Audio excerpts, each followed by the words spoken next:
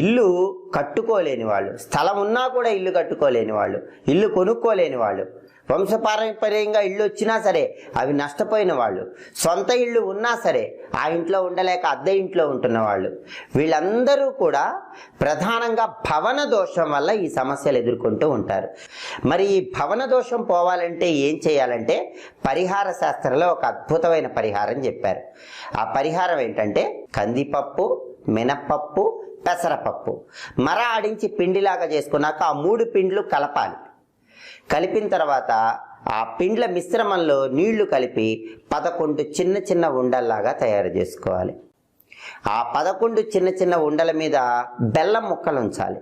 అలా బెల్లం ముక్కలు ఉంచిన తర్వాత ఆ 11 చిన్న చిన్న ఉండలు బుధవారం పూట గోవుకి ఆహారంగా తినిపించాలి. ఇలా చేస్తే భవన దోషం అనేది తొలగిపోతుంది.